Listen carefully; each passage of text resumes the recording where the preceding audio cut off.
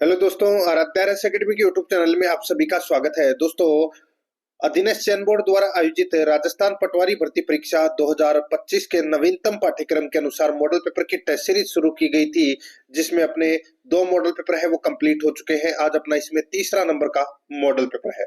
दोस्तों, full model paper है, कुल 150 प्रश्न इसमें शामिल किए गए हैं और हुबहू आपको यही पैटर्न है वो परीक्षा में भी देखने को मिलेगा। इसलिए रोजाना आपको मॉडल पेपर का टेस्ट अगर देना है और आप प्ले लिस्ट में जाओगे तो वहां पे आपको एक फोल्डर मिल जाएगा। दोस्तों, राजस्थान पटवारी मॉडल पेपर 2025 के नाम से आपको वहां फोल्डर मिलेगा और उसका जो लिंक है वो आपको डिस्क्रिप्शन में भी मिल जाएगा। तो आप वहां जाकर मॉडल पेपर का टेस्ट है वो अवश्य दें। और ऑब्जेक्टिव क्लास है वो शुरू कर दी गई है, ठीक है, सिलेबस के अकॉर्डिंग, कंप्यूटर की और राजस्थान जीके की, इन सभी की। तो आप प्ले लिस्ट में जाओगे तो वहां पे आपको अलग अलग फोल्डर देखने को मिल जाएंगे। आराध्या एकेडमी के यूट्यूब चैनल को अगर आपने अभी तक सब्सक्राइब नहीं किया तो सब्सक्राइब जरूर करें, बेल आइकन को दबाएं। क्लास को लाइक नहीं किया तो एक बार सभी के सभी मित्र हैं वो क्लास को लाइक जरूर करें और अपने दोस्तों के पास में शेयर जरूर करें, फेसबुक व्हाट्सएप ग्रुप पे। दोस्तों, 68 प्रश्न है वो पटवारी परीक्षा के अंदर जीके से संबंधित पूछे जाएंगे, ठीक है। उसके बाद में 22 प्रश्न है वो इंग्लिश ग्रामर और हिंदी ग्रामर से संबंधित पूछे जाएंगे। 45 प्रश्न रीजनिंग और मैथ से संबंधित और 15 प्रश्न कंप्यूटर से संबंधित, ठीक है। ये पैटर्न रहेगा अपना। देखिए यहाँ पर पहला प्रश्न, नेफ्रॉन का संबंध निम्न में से किससे है? अब नेफ्रॉन का संबंध है वो किससे है? अब किसी को पता ही नहीं है नेफ्रॉन होता क्या है। तो दोस्तों, ये वक्राणु होता है, ठीक है, और ये वक्र की क्रियात्मक इकाई होती है, ठीक है, नेफ्रॉन। तो यहाँ पर मैं आपको बताऊं, इनकी जो संख्या है नेफ्रॉन की, ठीक है, ये प्रत्येक वक्र में लगभग 10 लाख होती है। तो यहाँ पर अपना इसमें राइट आंसर हो जाएगा वो है वक्र। तो यहाँ पर इसमें 4 यानी कि 2 नंबर का जो ऑप्शन है वो इसका बिल्कुल सही उत्तर इसमें हो जाएगा। आगे देखिए दोस्तों, यहाँ पे निम्न में से कौन सा प्रोटीन का उच्चतम स्रोत है? कौन सा प्रोटीन का उच्चतम स्रोत है? उच्चतम स्रोत की बात मैं यहाँ पे कर रहा हूं तो दोस्तों ये है घी। घी कर लेना इसको, ठीक है। तो दोस्तों, उच्चतम स्रोत इसमें सोयाबीन है। तो यहाँ पर इसमें 1 नंबर का ऑप्शन बिल्कुल सही उत्तर हो जाएगा। दूध है ये कैल्शियम का स्रोत है और जो घी है ये वसा और विटामिन का स्रोत है और गाजर है ये दोस्तों विटामिन ए का स्रोत है। तो यहाँ पर ए नंबर का ऑप्शन बिल्कुल सही उत्तर हो जाएगा क्योंकि यहाँ पे प्रोटीन के बारे में पूछा गया है।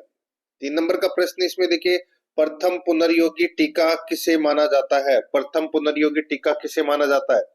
दोस्तों, इसका जो राइट आंसर हो जाएगा वो है हिपेटाइटिस बी का टीका।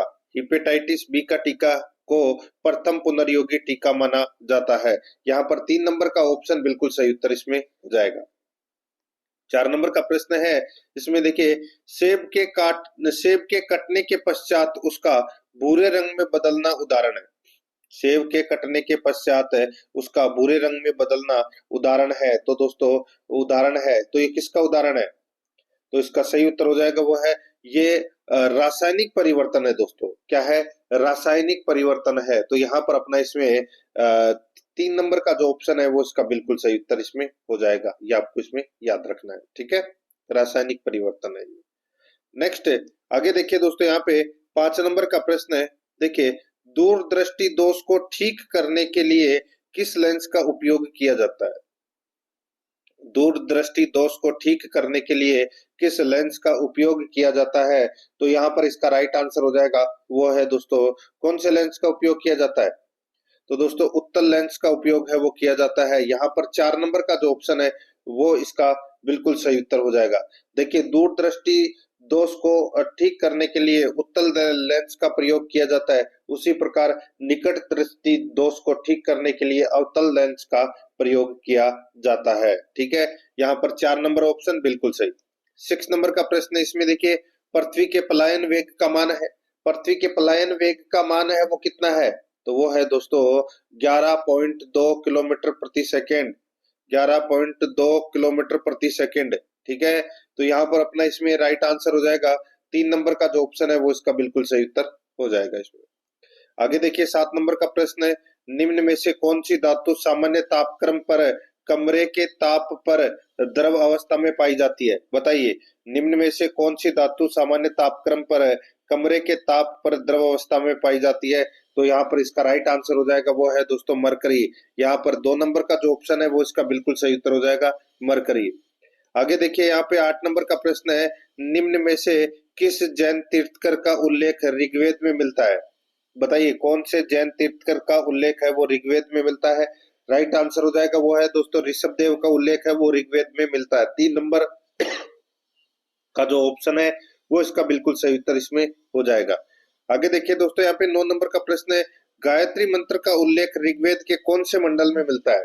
गायत्री मंत्र का जो उल्लेख है वो दोस्तों ऋग्वेद के कौन से मंडल में मिलता है? राइट आंसर हो जाएगा दोस्तों तीसरे मंडल में। यहाँ पर इसमें 1 नंबर का ऑप्शन बिल्कुल सही उत्तर इसमें हो जाएगा, तीसरे मंडल में मिलता है। 10 नंबर का प्रश्न है, देखिए दिल्ली के किस सुल्तान ने तुर्क ए चहलगानी की स्थापना की थी? बताइए, तुर्क ए चहलगानी यानी कि एक दल चालीसा नामक संगठन की जो स्थापना की थी वो किसने की थी? तो वो की थी दोस्तों इल्तुतमिश ने। यहाँ पर 4 नंबर का ऑप्शन बिल्कुल सही उत्तर हो जाएगा इल्तुतमिश ने। 11 नंबर का प्रश्न इसमें देखिए, विजयनगर साम्राज्य की प्रारंभिक राजधानी कौन सी थी? विजयनगर साम्राज्य की प्रारंभिक राजधानी है वो दोस्तों कौन सी थी? इसका राइट आंसर हो जाएगा वो है हम्पी। यहाँ पर 2 नंबर का जो ऑप्शन है वो दोस्तों इसका बिल्कुल सही उत्तर इसमें हो जाएगा। ठीक है, हम्पी इसका बिल्कुल सही उत्तर है। आगे देखिए 12 नंबर का प्रश्न है, किस युद्ध के पश्चात ब्रिटिश ईस्ट इंडिया कंपनी को बंगाल, बिहार व उड़ीसा की दीवानी प्राप्त हुई? बताइए, किस युद्ध के पश्चात ब्रिटिश ईस्ट इंडिया कंपनी को बंगाल, बिहार व उड़ीसा की दीवानी प्राप्त हुई? इसका सही उत्तर हो जाएगा वो है दोस्तों इसमें बक्सर के युद्ध के बाद। बक्सर के युद्ध के बाद यानी कि 1764 के बाद। यहाँ पर 2 नंबर का जो ऑप्शन है वो इसका बिल्कुल सही उत्तर हो जाएगा। आगे देखिए यहाँ पे 13 नंबर का प्रश्न है, किस गवर्नर जनरल या वायसराय ने व्यक्तिगत सिद्धांत का अनुसरण किया था? किस गवर्नर जनरल या वायसराय ने व्यक्तिगत सिद्धांत का अनुसरण किया था? तो दोस्तों इसका राइट आंसर हो जाएगा वो है इसमें डलहौजी। ठीक है, तो यहाँ पर इसमें सही उत्तर हो जाएगा डलहौजी। लॉर्ड डलहौजी ने व्यक्तिगत सिद्धांत का अनुसरण है वो किया था। ठीक है, आगे देखिए यहाँ पे 14 नंबर का प्रश्न है, कांग्रेस के प्रथम अधिवेशन की अध्यक्षता किसने की थी? प्रथम अधिवेशन की अध्यक्षता है वो दोस्तों व्योमेश चंद्र बनर्जी, जिसको अपन WC बनर्जी के नाम से भी जानते हैं, उनके द्वारा की गई थी। यहाँ पर 1 नंबर का ऑप्शन बिल्कुल सही उत्तर हो जाएगा। 15 नंबर का प्रश्न है, इसमें देखिए संविधान सभा की अंतिम बैठक किस दिनांक को आयोजित हुई थी? संविधान सभा की जो अंतिम बैठक है ये दोस्तों आयोजित हुई थी कब से कब तक? तो दोस्तों ये देखिए अंतिम बैठक की अगर मैं बात करूं तो दोस्तों देखिए प्रथम बैठक तो हुई थी 1946 को, 9 दिसंबर 1946 को, और अंतिम बैठक हुई थी 24 जनवरी 1950 को। तो यहाँ पर अपना इसमें राइट आंसर 4 नंबर का ऑप्शन बिल्कुल सही उत्तर हो जाएगा। 24 जनवरी 1950 को अंतिम बैठक हुई थी और पहली बैठक हुई थी दोस्तों 9 दिसंबर 1946 को। आगे देखिए 16 नंबर का प्रश्न है, किस अधिनियम द्वारा केंद्र में द्वैत शासन का आरंभ किया गया? केंद्र में द्वैत शासन का जो आरंभ है ये दोस्तों किया गया, तो यहाँ पर इसका राइट आंसर हो जाएगा भारत शासन अधिनियम 1935। भारत शासन अधिनियम 1935 के द्वारा केंद्र में द्वैत शासन का आरंभ है वो किया गया। यहाँ पर 4 नंबर का जो ऑप्शन है वो इसका बिल्कुल सही उत्तर इसमें हो जाएगा। आगे देखिए 17 नंबर का प्रश्न है, किस संविधान विशेषज्ञ ने प्रस्तावना को भारतीय संविधान का परिचय पत्र कहा है? किस संविधान विशेषज्ञ ने प्रस्तावना को भारतीय संविधान का परिचय पत्र कहा है? इसका राइट आंसर हो जाएगा वो है दोस्तों N.A. Palkhivala. N.A. Palkhivala 2 number का जो ऑप्शन है वो इसका बिल्कुल सही उत्तर इसमें हो जाएगा। प्रस्तावना को भारतीय संविधान का परिचय पत्र है वो किसने कहा? तो N.A. पालकीवाला ने कहा। 2 नंबर ऑप्शन बिल्कुल सही। आगे देखिए भारतीय संविधान के किस अनुच्छेद में बलात् श्रम को प्रतिबंधित किया गया है? भारतीय संविधान के किस अनुच्छेद में बलात् श्रम को प्रतिबंधित किया गया है? इसका राइट आंसर हो जाएगा वो है दोस्तों इसमें अनुच्छेद 23। यहाँ पर एक नंबर का जो ऑप्शन है वो इसका बिल्कुल सही उत्तर हो जाएगा, अनुच्छेद 23। 19 नंबर का प्रश्न है, इसमें देखिए संविधान के किस भाग को भारतीय संविधान का मेग्ना कार्टी या मेग्ना कार्टा, ठीक है, भारतीय संविधान का मेग्ना कार्टा है वो की संज्ञा दी गई है? बताइए कौन से भाग को, यानी कि संविधान के कौन से भाग को मेग्ना कार्टा की संज्ञा दी गई है? तो यहाँ पर इसका राइट आंसर हो जाएगा वो है भाग 3। और भाग 3 में क्या है? मूल अधिकार का उल्लेख है। तो यहाँ पर इसमें राइट आंसर हो जाएगा एक नंबर का ऑप्शन बिल्कुल सही। आगे देखिए, प्रश्नकाल के दौरान संसद में निम्न में से कौन से प्रश्नों का उत्तर मौखिक रूप से दिया जाता है? प्रश्नकाल के दौरान संसद में निम्न में से कौन से प्रश्नों का उत्तर मौखिक रूप से दिया जाता है? तो यहाँ पर इसका राइट आंसर हो जाएगा वो है इसमें अल्प सूचना वाले और तारांकित, अल्प सूचना वाले और तारांकित प्रश्नों का उत्तर मौखिक रूप से दिया जाता है संसद में, ठीक है। तो यहाँ पर इसमें राइट आंसर 4 नंबर का ऑप्शन बिल्कुल सही उत्तर हो जाएगा, 1 और 2 दोनों। आगे देखिए 21 नंबर का प्रश्न है, भारतीय संविधान में महान्यायवादी का कार्यकाल कितना निश्चित किया गया है? भारतीय संविधान में महान्यायवादी का कार्यकाल कितना निश्चित किया गया है? तो यहाँ पर इसका राइट आंसर हो जाएगा वो है तय नहीं, ठीक है। तो यहाँ पर इसमें 4 नंबर का जो ऑप्शन है वो इसका बिल्कुल सही उत्तर हो जाएगा, तय नहीं। आगे देखिए 22 नंबर का प्रश्न है, भारत का रूर प्रदेश किसे कहा जाता है? भारत का रूर प्रदेश है वो किसे कहा जाता है? यहाँ पर इसमें राइट आंसर हो जाएगा वो है छोटा नागपुर का पठार, छोटा नागपुर का पठार को रूर प्रदेश है वो कहा गया है। यहाँ पर 1 नंबर का जो ऑप्शन है वो इसका बिल्कुल सही उत्तर इसमें हो जाएगा। आगे देखिए यहाँ पे 23 नंबर का प्रश्न है, भारत में लौह इस्पात उद्योग का प्रारंभ कब से हुआ? भारत में लौह इस्पात उद्योग का प्रारंभ है वो कब से हुआ? तो दोस्तों ये प्रारंभ हुआ 1874 ईस्वी से। यहाँ पर इसमें राइट आंसर हो जाएगा यहाँ पे 2 नंबर का जो ऑप्शन है वो इसका बिल्कुल सही उत्तर इसमें हो जाएगा, ठीक है। ये आपको इसमें याद रखना है। 1874 में दोस्तों लौह इस्पात उद्योग का प्रारंभ है वो हुआ था बंगाल के कुल्टी में, ठीक है। नाम था बंगाल आयरन वृक्ष, ठीक है, वृक्ष। आगे देखिए दोस्तों यहाँ पे 24 नंबर का प्रश्न है, उत्तर भारत में शिवालिक गिरिपद प्रदेश में सिंधु नदी से तीस्ता नदी तक के क्षेत्र है वो क्या कहलाता है? बताइए। यहाँ पे पूछा गया है कि उत्तर भारत में शिवालिक गिरिपद प्रदेश में सिंधु नदी से तीस्ता नदी तक का क्षेत्र है वो क्या कहलाता है? तो यहाँ पर इसका जो सही उत्तर हो जाएगा उसको कहते हैं दोस्तों बाबर बोलते हैं, उसे क्या बोलते हैं? बाबर बोलते हैं। राइट आंसर 3 नंबर का ऑप्शन बिल्कुल सही उत्तर हो जाएगा। दोस्तों बाबर का निर्माण कैसे होता है? हिमालयी जो नदियां होती है उनके द्वारा कंकड़ पत्थर बजरी ये वो साथ लेकर आती है और जहां जमाव होता है, ठीक है, उसको दोस्तों बोलते हैं बाबर, ठीक है। तो यहाँ पर अपना इसमें 3 नंबर का ऑप्शन है वो इसका बिल्कुल सही उत्तर हो जाएगा। आगे देखिए 25 नंबर का प्रश्न है, निम्न में से असंगत युग्म का चयन कीजिए। असंगत युग्म का दोस्तों चयन अपने को करना है। एक तरफ नदी है, दूसरी तरफ उद्गम स्थल है। दोस्तों देखिए गोदावरी नदी, गोदावरी नदी असंगत युग्म का चयन करना है, ठीक है। तो दोस्तों देखिए संगत युग्म का चयन करना है तो गोदावरी नदी का उद्गम है वो दोस्तों त्र्यंबकेश्वर पहाड़ी से होता है, बिल्कुल सही है। कृष्णा नदी का जो उद्गम है वो महाबलेश्वर से होता है, ये भी बिल्कुल सही है। ब्रह्मपुत्र बोखरचू हिमनद ये गलत हो जाएगा। दोस्तों आपको सभी को पता होगा कि ब्रह्मपुत्र नदी का जो उद्गम है वो चेमायुंगडुंग एक ग्लेशियर है जो तिब्बत में है, मानसरोवर के निकट, वहां से इसका उद्गम होता है। तो यहाँ पे बोखरचू है वो दोस्तों इसमें गलत दे रखा है और बोखरचू से तो दोस्तों सिंधु नदी का उद्गम होता है, ठीक है। और कावेरी नदी का जो उद्गम है वो ब्रह्मगिरी पहाड़ी से होता है, ये भी बिल्कुल सही है। तो यहाँ पर 3 नंबर का ऑप्शन राइट आंसर हो जाएगा क्योंकि ये असंगत युग्म है। आगे देखिए 26 नंबर का प्रश्न है, अमेरिका की टेनेसी नदी घाटी परियोजना पर आधारित बहुउद्देशीय परियोजना है। अमेरिका की टेनेसी नदी घाटी परियोजना पर आधारित बहुउद्देशीय परियोजना है तो वो कौन सी है? तो वो है दोस्तों दामोदर घाटी परियोजना। यहाँ पर 4 नंबर का जो ऑप्शन है वो इसका बिल्कुल सही उत्तर हो जाएगा, दामोदर घाटी परियोजना। 27 नंबर का प्रश्न है, इसमें देखिए भारत की किस आर्द्र भूमि को मॉन्ट्रेक्स रिकॉर्ड में शामिल किया गया है? भारत की किस आर्द्र भूमि को मॉन्ट्रेक्स रिकॉर्ड में शामिल किया गया है? इसका सही उत्तर हो जाएगा वो है दोस्तों केवलादेव राष्ट्रीय उद्यान। केवलादेव राष्ट्रीय उद्यान, यहाँ पर 2 नंबर का जो ऑप्शन है वो इसका बिल्कुल सही उत्तर इसमें हो जाएगा। आगे देखिए 28 नंबर का प्रश्न है, समुद्र के वर्षावन की संज्ञा किसे दी गई है? समुद्र के वर्षावन की संज्ञा है वो किसे दी जाती है?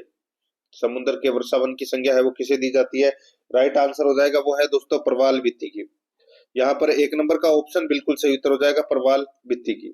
29 नंबर का प्रश्न, इसमें देखिए हाल ही में कौन सा राष्ट्रीय उद्यान भारत का दूसरा तितली विविधता केंद्र बना है? हाल ही में कौन सा राष्ट्रीय उद्यान है भारत का दूसरा तितली विविधता केंद्र है वो बना है? इसका राइट आंसर हो जाएगा वो है काजीरंगा राष्ट्रीय उद्यान। काजीरंगा राष्ट्रीय उद्यान, यहाँ पर 3 नंबर का जो ऑप्शन है वो इसका बिल्कुल सही उत्तर इसमें हो जाएगा। ये काजीरंगा उद्यान है वो किस लिए प्रसिद्ध है? एक सिंग वाले गैंडे के लिए प्रसिद्ध है दोस्तों, ये असम के अंदर है। ठीक है, तो यहाँ पर 3 नंबर ऑप्शन सही। 30 नंबर का प्रश्न, इसमें देखिए हाल ही में निम्न में से कौन सी 5 नई भाषाओं को शास्त्रीय भाषाओं का दर्जा प्रदान किया गया है? बताइए, हाल ही में निम्न में से कौन सी 5 नई भाषाओं को शास्त्रीय भाषा का दर्जा प्रदान किया गया है? इसका जो सही उत्तर हो जाएगा वो है दोस्तों इसमें मराठी, बंगाली, असमिया, पाली और प्राकृत।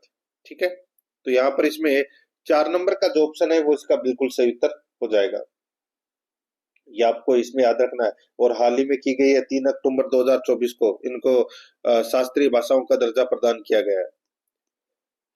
31 नंबर का प्रश्न, इसमें देखिए अक्टूबर 2024 में केंद्रीय मंत्रिमंडल ने राष्ट्रीय खाद्य तेल मिशन तिलहन को मंजूरी प्रदान की, इसकी समयावधि होगी। बताइए, अक्टूबर 2024 में केंद्रीय मंत्रिमंडल ने राष्ट्रीय खाद्य तेल मिशन तिलहन को मंजूरी प्रदान की, इसकी समयावधि होगी दोस्तों, इसकी जो समयावधि है ये 2024-25 से 2030-31 7 वर्ष तक होगी दोस्तों ये। ठीक है, तो यहाँ पर अपना इसमें 4 नंबर का ऑप्शन बिल्कुल सही उत्तर इसमें हो जाएगा। आगे देखिए 32 नंबर का प्रश्न है, हाल ही में फोर्ब्स द्वारा जारी की गई विश्व की सबसे शक्तिशाली महिलाओं की सूची में कौन सी भारतीय महिला शामिल नहीं है? बताइए, देखिए फोर्ब्स के द्वारा एक रिपोर्ट जारी की गई है शक्तिशाली महिलाओं की।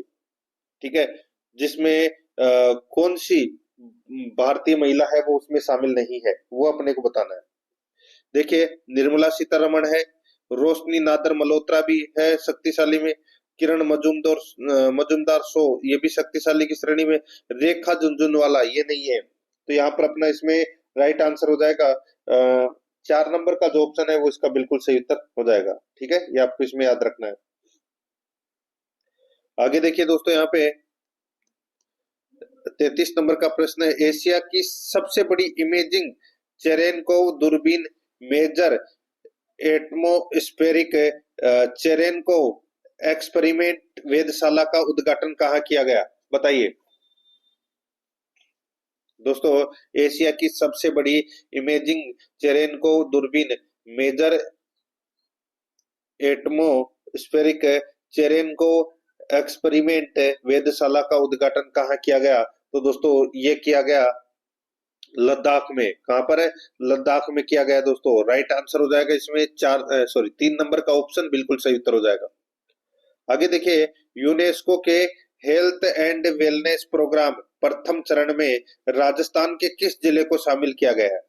यूनेस्को के हेल्थ एंड वेलनेस प्रोग्राम प्रथम चरण में राजस्थान के किस जिले को शामिल किया गया है? तो इसका राइट आंसर हो जाएगा वो है अजमेर को शामिल किया गया है दोस्तों।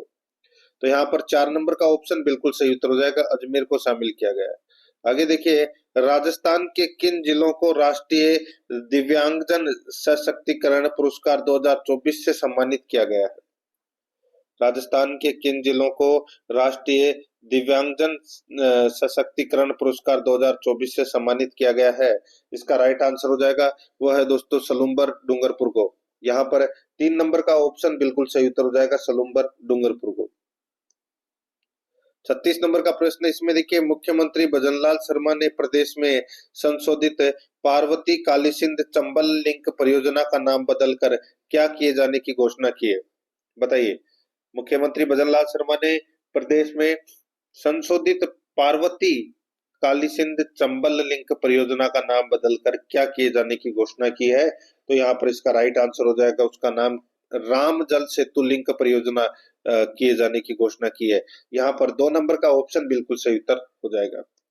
37 नंबर का प्रश्न इसमें देखिए, नवीकरणीय ऊर्जा को समर्पित भारत सोलर एक्सपो 2025 का आयोजन राजस्थान में कहाँ किया गया? नवीकरणीय ऊर्जा को समर्पित भारत सोलर एक्सपो 2025 का आयोजन राजस्थान में कहाँ किया गया? इसका राइट आंसर हो जाएगा, वो है जयपुर में किया गया। 2 नंबर का जो ऑप्शन है वो इसका बिल्कुल सही उत्तर हो जाएगा, जयपुर में। आगे देखिए, प्रोजेक्ट श्रम संबल के संदर्भ में निम्न में से कौन सा कथन है वो सही है, वो अपने को बताना है।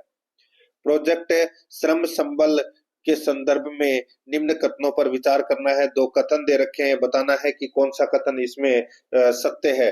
दोस्तों देखिए, यह प्रोजेक्ट राजसमंद जिला कलेक्टर द्वारा शुरू किया गया है, प्रोजेक्ट श्रम संबल। ठीक है दोस्तों, बिल्कुल सही बात है। इस प्रोजेक्ट के तहत निर्माण श्रमिक शिक्षा एवं कौशल विकास योजना संचालित की जा रही है। दोस्तों इस योजना में दोस्तों क्या होता है कि पंजीकृत निर्माण श्रमिक के अधिकतम 2 बच्चों को पात्रता अनुसार दोस्तों कक्षा 6 उत्तीर्ण करने के बाद में और स्नातक तक दोस्तों 8 से 17,000 रुपए की छात्रवृत्ति है वो प्रदान की जाती है। तो यहाँ पर है दोस्तों, ये दोनों के दोनों कथन है वो क्या है, इसमें सत्य है। तो यहाँ पर इसमें राइट आंसर क्या हो जाएगा, वो है 3 नंबर का ऑप्शन बिल्कुल सही। 1 और 2 इसमें दोनों सत्य है। 39 नंबर का प्रश्न इसमें देखिए, खानवा के युद्ध में किन निम्नलिखित राजपूत मुस्लिम योद्धाओं ने बाबर के विरुद्ध महाराणा सांगा का पक्ष लिया था? बाबर के विरुद्ध महाराणा सांगा के का पक्ष लिया था, तो वो किस किस ने लिया था? तो दोस्तों आप सभी को तो पता ही होगा, देखिए महमूद लोधी। दोस्तों यहाँ पर आप देख सकते हैं, देखिए किस किस ने साथ दिया था। तो महमूद लोधी ने दिया था, रावल उदय सिंह ने भी दिया था, हसन का मेवाती ने भी राणा सांगा का साथ दिया था, और दोस्तों गोकुलदास परमार ने भी साथ दिया था। तो यहाँ पर इसमें राइट आंसर क्या हो जाएगा, तो वो है इन सभी ने दोस्तों महाराणा सांगा का साथ दिया था। तो यहाँ पर इसमें 3 नंबर का जो ऑप्शन है वो इसका बिल्कुल सही उत्तर इसमें हो जाएगा। आगे देखिए, 40 नंबर का प्रश्न है, निम्नलिखित युद्धों में से उनके लड़े जाने के वर्ष के अनुसार पहले से आखिरी तक का सही क्रम है वो अपने को बताना है। पहले से आखिरी तक दोस्तों, अब आपको इन युद्धों की तारीख है वो आपको याद होनी चाहिए मित्रों। जैसे कि मैं आपको बताऊं, गागरोन का युद्ध है, ये कब लड़ा गया था? ये दोस्तों 1519 में लड़ा गया था। ठीक है, महाराणा कुंभा और महमूद खिलजी के मध्य यह युद्ध हुआ था। सारंगपुर का जो युद्ध है ये दोस्तों 1437 ईस्वी में हुआ था। 1437 ईस्वी में हुआ था ये महाराणा देखिए गागरोन का युद्ध है ये महाराणा सांगा और महमूद खिलजी द्वितीय के बीच में हुआ था। ये सांगा और महमूद खिलजी द्वितीय के साथ में, और ये जो सारंगपुर का युद्ध है ये महाराणा कुंभा और महमूद खिलजी प्रथम के बीच में हुआ था। और जो बयाना का युद्ध है ये तो सभी को पता होगा दोस्तों, ये 1527 में हुआ था। ठीक है, ये तो राणा सांगा और बाबर के बीच में हुआ था।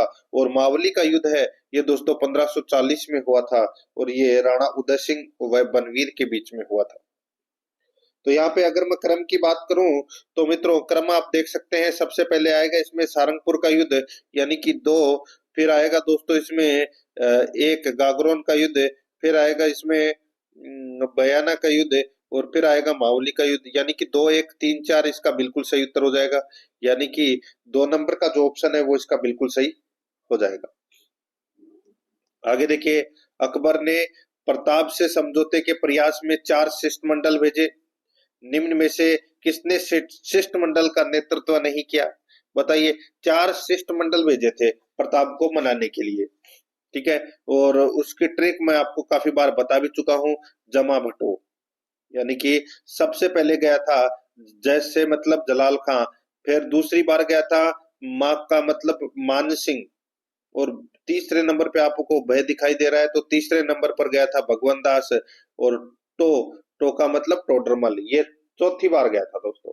एक यानी कि पहला आदमी है वो 1572 में गया था, और बाकी के जो 3 आदमी है वो दोस्तों 1573 में गए थे, ठीक है। ये आपको इसमें याद रखना है। तो किसने शिष्टमंडल का नेतृत्व नहीं किया? देखिए, जलाल खां भी थे, भगवान दास भी थे, टोडरमल भी थे, अब्बुल फजल नहीं थे, तो यहाँ पर 1 नंबर का जो ऑप्शन है वो इसका बिल्कुल सही उत्तर हो जाएगा। आगे देखिए, निम्नलिखित में से किसे राज्यपाल नियुक्त तो करता है परंतु बर्खास्त नहीं कर सकता? निम्नलिखित में से किसे राज्यपाल नियुक्त तो कर सकता है परंतु बर्खास्त नहीं कर सकता? तो यहाँ पर इसमें राज्य लोक सेवा आयोग का जो अध्यक्ष है, राज्य लोक सेवा आयोग का जो अध्यक्ष है, इसकी नियुक्ति राज्यपाल तो कर सकता है परंतु बर्खास्त नहीं कर सकता, ठीक है। निलंबित किया जा सकता है लेकिन बर्खास्त नहीं किया जा सकता। बर्खास्त तो दोस्तों राष्ट्रपति ही करेगा, ठीक है। तो राइट राइट आंसर क्या हो जाएगा? वो है इसमें 2 नंबर का जो ऑप्शन है वो इसका बिल्कुल सही उत्तर हो जाएगा। आगे देखिए, राजस्थान विधानसभा के स्पीकर को पद की शपथ कौन दिलाता है? स्पीकर को पद की शपथ कौन दिलाता है? तो दोस्तों मैं आपको बताऊं, देखिए, स्पीकर को पद की शपथ है वो दोस्तों कोई नहीं दिलाता, तो यहाँ पर इसमें 4 नंबर का ऑप्शन हो जाएगा, क्योंकि दोस्तों स्पीकर है वो सदस्य में से ही बनता है, और वो सदस्य के रूप में शपथ ले लेता है, और स्पीकर यानी कि अध्यक्ष के रूप में उसे अलग से शपथ लेने की जरूरत नहीं है, क्योंकि वो विधानसभा के सदस्य के रूप में शपथ ले लेता है। तो स्पीकर को कौन दिलाता है शपथ? कोई नहीं दिलाता, तो यहाँ पर 4 नंबर का ऑप्शन बिल्कुल सही उत्तर हो जाएगा। 44 नंबर का प्रश्न इसमें देखिए, राजस्थान के निम्नलिखित मुख्यमंत्रियों में से पदभार ग्रहण करने का क्रम का सही विकल्प चुनना है। राजस्थान के निम्नलिखित मुख्यमंत्रियों में से पदभार ग्रहण करने के क्रम का सही विकल्प है वो कौन सा है, वो अपने को यहाँ पर बताना है। दोस्तों सही विकल्प का अगर मैं बात करूं तो दोस्तों वो है, सबसे पहले इसमें बरकतुल्ला खान, फिर हरदेव जोशी, फिर भैरू सिंह शेखावत, और फिर जगन्नाथ पाड़िया, ठीक है। ये क्रम है, ये दोस्तों बिल्कुल सही है। यहाँ पर 4 नंबर का जो ऑप्शन है वो इसका बिल्कुल सही उत्तर हो जाएगा इसमें। आगे देखिए, 45 नंबर का प्रश्न है, किस भारतीय संविधान संशोधन ने उच्च न्यायालय के न्यायाधीशों की सेवानिवृत्ति की आयु 60 वर्ष से बढ़ाकर 62 वर्ष कर दी गई? किस भारतीय संशोधन ने उच्च न्यायालय के न्यायाधीशों की सेवानिवृत्ति की आयु 60 वर्ष से बढ़ाकर 62 वर्ष कर दी गई? तो यहाँ पर इसका राइट आंसर हो जाएगा वो है 15वां संविधान संशोधन। 2 नंबर का जो ऑप्शन है वो इसका बिल्कुल सही उत्तर इसमें हो जाएगा। आगे देखिए, 46 नंबर का प्रश्न है, राजस्थान लोक सेवा आयोग के अध्यक्ष का कार्यकाल है। राजस्थान लोक सेवा आयोग के अध्यक्ष का कार्यकाल है तो वो कार्यकाल है 6 वर्ष या 62 वर्ष की आयु तक, जो भी पहले हो। यहाँ पर 2 नंबर का जो ऑप्शन है वो इसका बिल्कुल सही उत्तर इसमें हो जाएगा। 47 नंबर का प्रश्न इसमें देखिए, इन संगठनों में कौन सा संगठन राजस्थान पंचायती राज प्रणाली के क्रम में सबसे ऊंचे स्तर पर है? इन संगठनों में कौन सा संगठन राजस्थान पंचायती राज प्रणाली के क्रम में सबसे ऊंचे स्तर पर है? तो सबसे ऊंचे स्तर पर है जिला परिषद, ठीक है। तो यहाँ पर इसमें 4 नंबर का ऑप्शन बिल्कुल सही उत्तर हो जाएगा, और सबसे निम्न स्तर पर है दोस्तों ग्राम पंचायत होती है, ठीक है। ये आपको इसमें याद रखना है। आगे देखिए, 48 नंबर का प्रश्न है इसमें देखिए, किसने 2 अक्टूबर 1959 को नागौर राजस्थान में पंचायती राज की आधुनिक त्रिस्तरीय प्रणाली का उद्घाटन किया? दोस्तों पंचायती राज का उद्घाटन है वो नागौर के अंदर किसने किया था 2 अक्टूबर 1959 को? तो सभी को पता होगा, पंडित जवाहरलाल नेहरू ने किया था। यहाँ पर 2 नंबर का ऑप्शन बिल्कुल सही उत्तर हो जाएगा। 49 नंबर का प्रश्न इसमें देखिए, राजस्थान मानव अधिकार आयोग के बारे में अधोलिखित कथनों को पढ़िए। दोस्तों इसमें देखिए, आयोग मानव अधिकारों के उल्लंघन में स्वतः ही जांच प्रारंभ कर सकता है, तो दोस्तों बिल्कुल सही बात है। आगे देखिए, किसी पीड़ित की ओर से किसी अन्य व्यक्ति द्वारा आयोग को प्रस्तुत अर्जी पर आयोग जांच है वो प्रारंभ कर सकता है। तो दोस्तों बिल्कुल सही बात है, दोनों के दोनों कथन है वो राजस्थान मानव अधिकार आयोग के बारे में सत्य है। तो यहाँ पर सही कोट का अपने को यहाँ पर चयन करना था, 4 नंबर का ऑप्शन इसका बिल्कुल सही उत्तर हो जाएगा। आगे देखिए, राज्य मानव अधिकार आयोग का कौन सा कार्य नहीं है, बताइए राज्य मानव अधिकार आयोग का कौन सा कार्य नहीं है। यहाँ पर देखिए, मानवाधिकार के क्षेत्र में कार्यरत गैर सरकारी संगठनों के प्रयासों को हतोत्साहित करना, ये कार्य नहीं है दोस्तों राज्य मानवाधिकार आयोग का। तो दोस्तों और क्या कार्य है, तो देखिए जेलों का दौरा करना, कैदियों की जीवन स्थिति का अध्ययन करना, ये कार्य है। लोगों के बीच मानवाधिकार साक्षरता का प्रयास करना, मानवाधिकार के क्षेत्र में अनुसंधान करना और बढ़ावा देना, ये कार्य है। दूसरा, तीसरा और चौथा ये कार्य है मानवाधिकार के दोस्तों, मानवाधिकार आयोग के। लेकिन यहाँ पे पहला नहीं है, 1 नंबर ऑप्शन इसका बिल्कुल सही उत्तर हो जाएगा। 51 नंबर का प्रश्न इसमें देखिए, राजस्थान विधानसभा के प्रक्रिया तथा कार्य संचालन संबंधी नियम के अनुसार प्रश्नों के वर्गीकरण की संख्या है। तो दोस्तों प्रश्नों के वर्गीकरण की संख्या है वो कितनी है, तो दोस्तों वो है 3। कौन कौन से प्रश्न है, एक तारांकित प्रश्न, एक अतारांकित प्रश्न और एक अल्प सूचना प्रश्न, 3 है। ठीक है, 2 नंबर ऑप्शन बिल्कुल सही। 52 नंबर का प्रश्न इसमें देखिए, किस समूह की खगोलीय वेधशालाओं का निर्माण महाराजा जयसिंह जी द्वारा कराया गया। किस समूह की खगोलीय वेधशालाओं का निर्माण महाराजा जयसिंह जी द्वारा कराया गया, तो यहाँ पर इसका राइट आंसर हो जाएगा वो है दिल्ली, जयपुर, उज्जैन, मथुरा और बनारस। यहाँ पर 1 नंबर का जो ऑप्शन है वो इसका बिल्कुल सही उत्तर इसमें हो जाएगा। 53 नंबर का प्रश्न इसमें देखिए, निम्न में से 1923 में बंद किए गए किस समाचार पत्र को तरुण राजस्थान के नाम से पुनः प्रकाशित किया गया। निम्न में से 1923 में बंद किए गए किस समाचार पत्र को तरुण राजस्थान के नाम से पुनः प्रकाशित किया गया, इसका सही उत्तर हो जाएगा वो है दोस्तों इसमें नवीन राजस्थान। यहाँ पर 3 नंबर का जो ऑप्शन है वो इसका बिल्कुल सही उत्तर हो जाएगा नवीन राजस्थान। ठीक है, नेक्स्ट आगे देखिए दोस्तों, यहाँ पे सुमेलित करना है। सूची फर्स्ट में यहाँ पर दोस्तों संघ दे रखे हैं और संघ या सभा दे रखी है और दूसरी तरफ उनकी स्थापना वर्ष दे रखे हैं। देखिए राजपूताना मध्य भारत सभा की जो स्थापना है वो कब हुई थी, तो दोस्तों वो 1918 में हुई थी। ठीक है, पहले का 4 हो जाएगा 1918।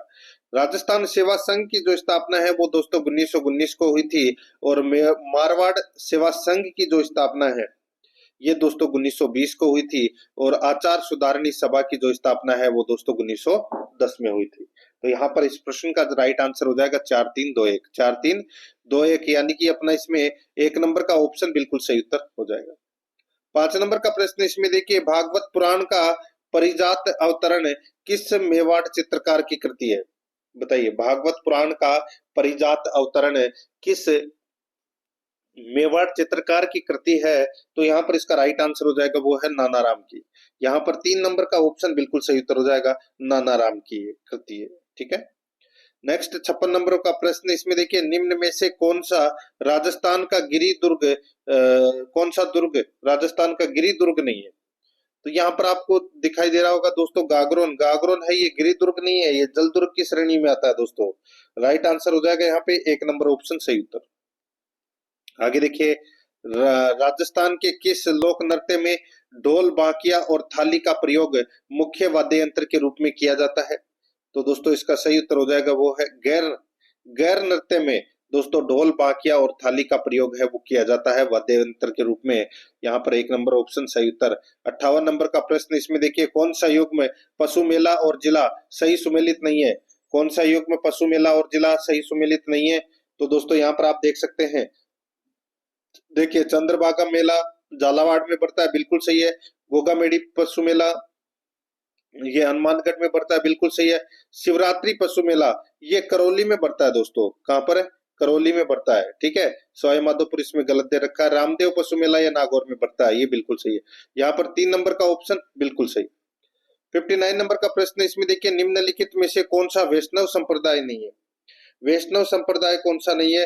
तो दोस्तों यहाँ पर आप देख सकते हैं, देखिए निम्बार्क, वल्लभ और निष्कलंक, ये तीनों वैष्णव संप्रदाय है। यहाँ पे लालदासी है, ये वैष्णव संप्रदाय नहीं है, ये एक निर्गुण संप्रदाय है दोस्तों। तो यहाँ पर इसमें 4 नंबर का जो ऑप्शन है वो इसका बिल्कुल सही उत्तर इसमें हो जाएगा, याद रखना। आगे देखिए, धर्म जहाज, भक्ति पदार्थ एवं नासकेत लीला रचनाएं निम्न में से किस संत की है?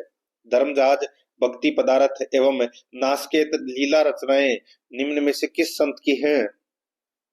तो दोस्तों ये चरणदास जी की रचनाएं हैं दोस्तों। किसकी रचनाएं हैं? चरणदास जी की। तो यहाँ पर इसमें राइट आंसर 4 नंबर का ऑप्शन हो जाएगा, चरणदास जी की। आगे देखिए 61 नंबर का प्रश्न है, राजस्थान के रीति रिवाजों में आणी क्या है? आणी या आणो आप बोल सकते हैं, आणो भी बोल सकते हैं इसे, ठीक है, आणो या आणी। तो दोस्तों किसको बोलते हैं? तो ये बोलते हैं विवाह के पश्चात दुल्हन को दूसरी बार ससुराल भेजना, वो होता है आणो। तो यहाँ पर 3 नंबर का ऑप्शन बिल्कुल सही उत्तर हो जाएगा। 62 नंबर का प्रश्न, इसमें देखिए मोर बांधिया, पैरावना और ताड़ना नामक 3 प्रकार के विवाह किस जनजाति में प्रचलित है? तो दोस्तों ये गरासिया जनजाति में प्रचलित है दोस्तों। राइट आंसर हो जाएगा यहाँ पे 3 नंबर का ऑप्शन बिल्कुल सही। 63 नंबर का प्रश्न, इसमें देखिए सूची फर्स्ट को सूची सेकंड से सुमेलित करना है, ठीक है। एक तरफ उपनाम दे रखे हैं और दूसरी तरफ व्यक्ति के नाम दे रखे हैं। देखिए राजस्थान का कबीर किसे कहते हैं? तो दोस्तों दादू दयाल जी को राजस्थान का कबीर कहते हैं। राजस्थान की जलपरी कहते हैं दोस्तों रीमा दत्ता को। और राजस्थान का लोहा पुरुष कहते हैं दामोदर लाल व्यास को। और राजस्थान का रेल बाबा है वो किशन लाल सोनी को कहा जाता है। यहाँ पर है इसमें 3 4 1 2 इसका बिल्कुल सही उत्तर हो जाएगा। कूट भाषा के अंदर अपन देखें तो दोस्तों 3 4 1 2 सॉरी 4 3 1 2 कौन से ऑप्शन में? 3 नंबर के ऑप्शन में। तो यहाँ पर 3 नंबर ऑप्शन बिल्कुल सही। आगे देखिए, प्रसिद्ध स्वतंत्रता सेनानी रतन देवी का जो संबंध है वो किससे है? तो दोस्तों ये स्वतंत्रता सेनानी है और इनका जो संबंध है वो जयपुर राज्य से है। और ये राजस्थान के मुख्यमंत्री रह चुके हैं। कौन? हीरालाल शास्त्री प्रथम मनोनीत मुख्यमंत्री थे राजस्थान के, हीरालाल शास्त्री, उनकी पत्नी थी दोस्तों ये। यहाँ पर 1 नंबर ऑप्शन बिल्कुल सही। आगे देखिए, निम्नलिखित में से कौन सी महिला राजस्थान से संबंधित है जो राजनीतिक जागृति और विकास का हिस्सा थी? निम्नलिखित में से कौन सी महिला राजस्थान से संबंधित है जो राजनीतिक जागृति और विकास का हिस्सा थी? इसका सही उत्तर हो जाएगा वो है अंजना देवी चौधरी। यहाँ पर 1 नंबर का ऑप्शन बिल्कुल सही, अंजना देवी चौधरी। देखिए सुमेलित करना है, एक तरफ पर्यटन केंद्र है, दूसरी तरफ जिला है। कूट भाषा में अपने को उत्तर देना है कि कौन सा सही है। पांडुपोल कहाँ पर है? तो दोस्तों पांडुपोल अलवर में है, ठीक है। जसवंतड़ा कहाँ है? तो दोस्तों जसवंतड़ा जोधपुर में है। लालगढ़ कहाँ है? तो लालगढ़ बीकानेर में है। और गागरोन का किला कहाँ है? तो झालावाड़ में है। तो यहाँ पर इस प्रश्न का राइट आंसर हो जाएगा 3 4 2 1 3 4 2 1 इस प्रश्न का सही उत्तर। यानी कि इसमें 3 नंबर का जो ऑप्शन है वो इसका बिल्कुल सही उत्तर हो जाएगा। आगे देखिए, निम्नलिखित में से कौन सी पर्वतीय चोटी सिरोही जिले में अवस्थित नहीं है? तो दोस्तों अचलगढ़, देलवाड़ा और शेर, ये तीनों पर्वत चोटियां हैं वो दोस्तों कहाँ पर है? सिरोही में है। लेकिन कमलनाथ है ये कहाँ है? तो दोस्तों ये उदयपुर में है। कहाँ पर है? उदयपुर में। तो यहाँ पर 1 नंबर का ऑप्शन बिल्कुल सही उत्तर इसमें हो जाएगा। इसकी ऊंचाई कितनी है? 1001 मीटर है, ये भी याद रखना है। आगे देखिए, निम्न में से कौन से दक्षिणी अरावली के शिखर हैं? कौन से दक्षिणी अरावली के शिखर हैं वो अपने को यहाँ पर बताना है। देखिए अरावली को 3 भागों में बांटा गया है, एक उत्तरी अरावली, एक मध्य अरावली और एक दक्षिणी अरावली। तो दक्षिणी अरावली के शिखर के बारे में पूछा गया है। तो दोस्तों एक तो नागपानी और एक लीलागढ़, ये दोनों दक्षिणी अरावली के पर्वत शिखर हैं। और दोनों के दोनों कहाँ पर है? तो दोस्तों दोनों के दोनों उदयपुर में है। तो यहाँ पर अपना इसमें सही उत्तर क्या हो जाएगा? इसमें ए और सी है वो क्या है? सही है। ए और सी इसमें क्या है? सही है। यानी कि 1 नंबर का जो ऑप्शन है वो इसका बिल्कुल सही उत्तर इसमें हो जाएगा। मित्रों, आराध्या रस एकेडमी के यूट्यूब चैनल को अगर आपने अभी तक सब्सक्राइब नहीं किया तो चैनल को सब्सक्राइब जरूर कर लें, बेल आइकन को दबाएं ताकि नोटिफिकेशन है वो आपके पास में निरंतर पहुंचता रहे। और क्लास को लाइक नहीं किया तो एक बार सभी के सभी मित्र हैं वो क्लास को लाइक जरूर करें। और अपने दोस्तों के पास में फेसबुक व्हाट्सएप ग्रुप पे दोस्तों आपको शेयर जरूर करना है लिंक को। और रोजाना आपको मेरे साथ में चलना है। रोजाना एक मॉडल पेपर का टेस्ट है वो आपको देना है। आप अगर पीछे है तो दोस्तों आप प्ले लिस्ट में जाइए, वहां पे आपको फोल्डर मिल जाएगा, राजस्थान पटवारी मॉडल पेपर के नाम से आपको वहाँ फोल्डर मिल जाएगा, और उसका जो लिंक है वो आपको डिस्क्रिप्शन में भी मिल जाएगा। तो आप वहां जाकर मॉडल पेपरों का टेस्ट है वो अवश्य दें। ठीक है, बहुत शानदार लेवल का मॉडल पेपर है। अब दोस्तों अपन 22 प्रश्न है वो इंग्लिश ग्रामर और हिंदी ग्रामर से संबंधित पढ़ेंगे। ठीक है, तो यहाँ पर देखिए 69 से 73 प्रश्न तक है, पैसेज को पढ़कर अपने को उत्तर देना है। तो दोस्तों मैं पैसेज नहीं पढ़ रहा हूँ, आप अगर पढ़ना चाहते हैं तो इस क्लास को स्टॉप कीजिए और पढ़ लीजिए। ठीक है, पढ़ना चाहते हैं तो स्टॉप कीजिए और पढ़ लीजिए, मैं आपको डायरेक्ट उत्तर बताऊंगा। ठीक है, अब देखिए 69 नंबर का प्रश्न, द पीपल थॉट दैट। तो दोस्तों यहाँ पर इस प्रश्न का जो राइट आंसर हो जाएगा वो है, देखिए, they would be deprived of their livelihood.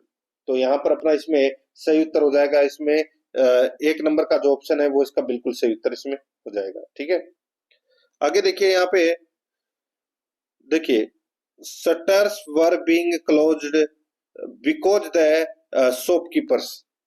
तो यहाँ पर इसका राइट आंसर हो जाएगा वो है, देखिए, शॉपकीपर द्वारा शटर को बंद इसलिए किया जाता है शीघ्रता से, क्योंकि उन्हें भय लगता है कि पैसेज के अनुसार, ठीक है, कि क्रोधित भीड़ उनकी शॉप को जला न दे, यानी कि खराब न कर दे, तोड़ा फोड़ी नहीं कर दे। तो यहाँ पर इसका राइट आंसर हो जाएगा वो है, feared their shop would be destroyed. तो यहाँ पर इसमें 4 नंबर का ऑप्शन बिल्कुल सही।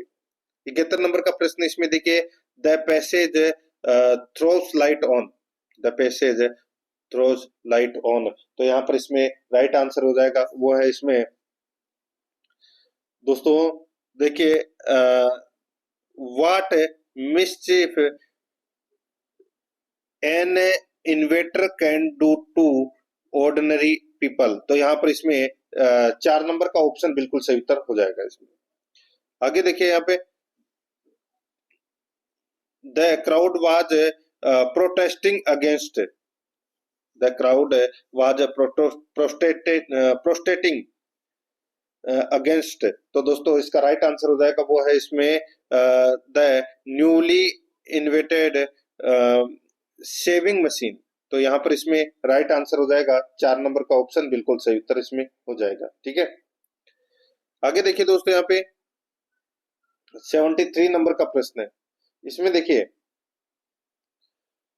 The aim of the crowd watch to. तो दोस्तों यहाँ पर इसमें राइट आंसर क्या हो जाएगा बताइए? तो वो हो जाएगा डिस्ट्रॉय द सेविंग मशीन। तो यहाँ पर इसमें 1 नंबर का ऑप्शन बिल्कुल सही उत्तर से हो जाएगा। ठीक है, आगे देखिए दोस्तों, यहाँ पे 74 से 75 तक अपने को एरर बताना है कि कौन से पार्ट में एरर है। ठीक है, यहाँ पे आप सेंटेंस देख सकते हैं। देखिए, when he was arrested by the police in November 2014 his followers go on A rampage of 2 weeks. तो अब यहाँ पर दोस्तों बताना है कि कौन से पार्ट में एरर है। तो दोस्तों यहाँ पर देखिए, सेंटेंस में यहाँ पर 2 कार्य दे रखे हैं, और वो दोनों के दोनों दोस्तों भूतकाल के हैं, यानी कि पास्ट में हुए हैं दोनों के दोनों। ठीक है, तो यहाँ पर देखिए कौन से पार्ट में एरर है। तो यहाँ पर देखिए, इन नवंबर 2014 हिज फॉलोवर्स गो ऑन। तो गो तो दोस्तों यहाँ पर पहली फॉर्म है। ठीक है, तो ये यहाँ पे तो पास्ट की बात हो रही है, तो दोस्तों इसमें सेकंड फॉर्म का यूज होगा, इसमें वेंट आएगा दोस्तों, वेंट का प्रयोग होगा। ठीक है, गो के स्थान पर। तो यहाँ पर 2 नंबर का ऑप्शन बिल्कुल सही। आगे देखिए दोस्तों, Madhuri didn't reply when I asked her why was she weeping. तो यहाँ पर इसका राइट आंसर हो जाएगा वो है दोस्तों, why was she weeping, why was she weeping. तो यहाँ पर इसमें दोस्तों राइट आंसर क्या हो जाएगा दोस्तों, Madhuri didn't reply when I asked her why was she weeping. तो व्हाई वाज सी वीपिंग हो जाएगा इसमें। तो यहाँ पर 3 नंबर का जो ऑप्शन है वो इसका बिल्कुल सही उत्तर इसमें हो जाएगा। ठीक है, इसमें दोस्तों सेंटेंस है वो डायरेक्ट स्पीच का है और इनडायरेक्ट स्पीच में कन्वर्ट करके बनाया गया है। तो यहाँ पर इसमें राइट आंसर हो जाएगा 3 नंबर ऑप्शन सही। आगे देखिए सिनोनिम बताना है दोस्तों अपने को, यानी कि समानार्थक शब्द बताना है। 76 नंबर का प्रश्न है सिनोनिम। देखिए एक्वेंट, एक्वेंट का मतलब क्या होता है दोस्तों?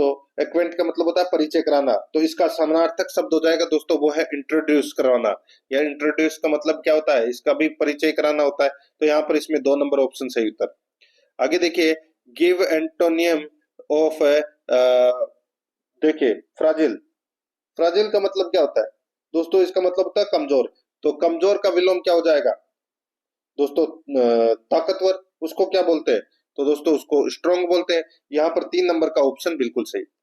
आगे देखिए give meaning of the following idioms. यहाँ पर देखिए to take the bull by the horns, to take the bull by the horns. तो यहाँ पर इसका राइट आंसर हो जाएगा वो है दोस्तों to face a difficulty, to take sorry to face a difficulty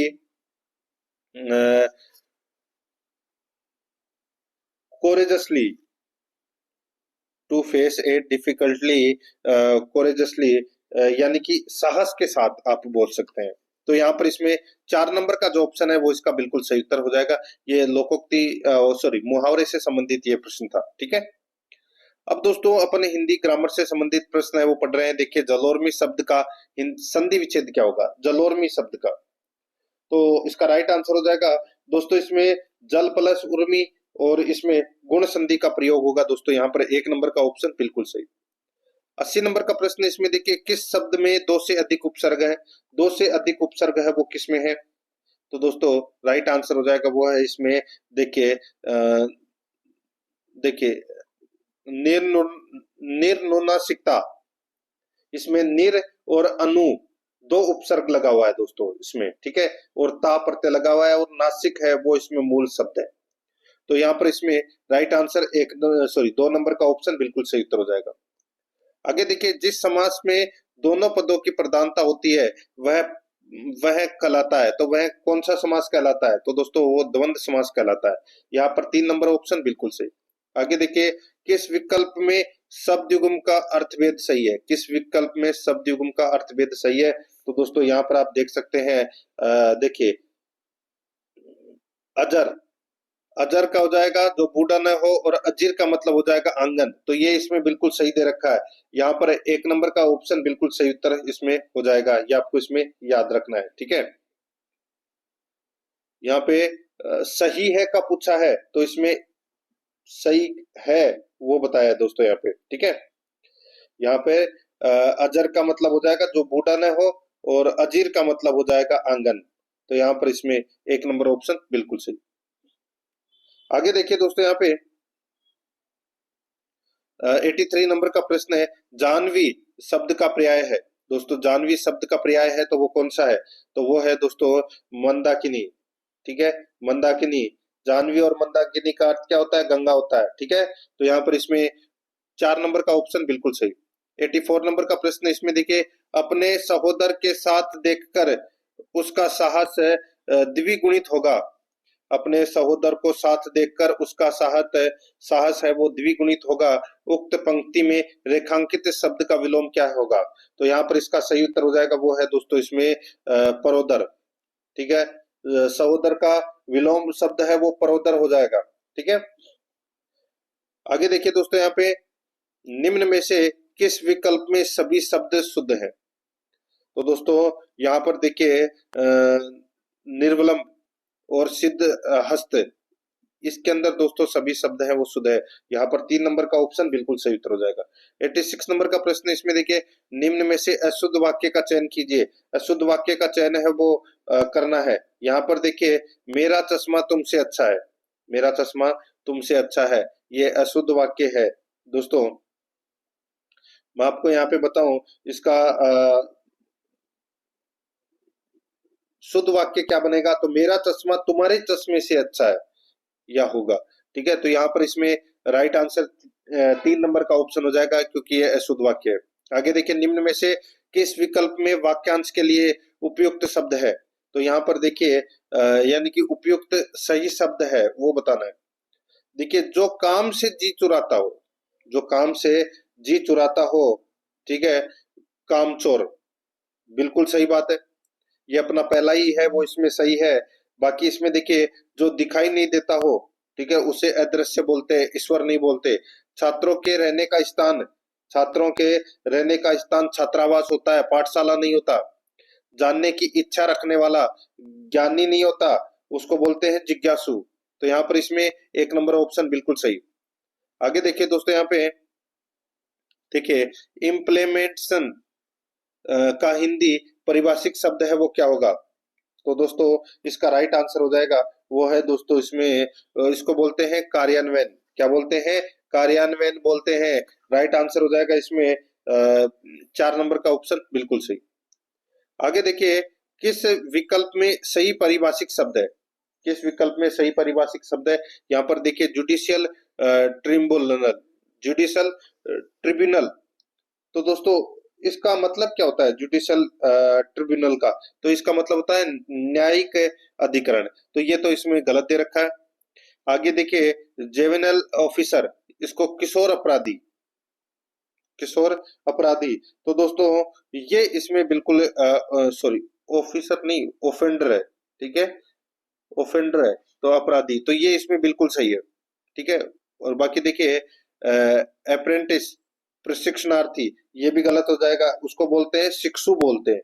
और डिस्पोजल का भुगतान, भुगतान इसमें गलत दे रखा है, उसका मतलब होता है निष्पादन। तो यहाँ पर इसमें 2 नंबर का ऑप्शन बिल्कुल राइट आंसर हो जाएगा क्योंकि ये इसमें सही है।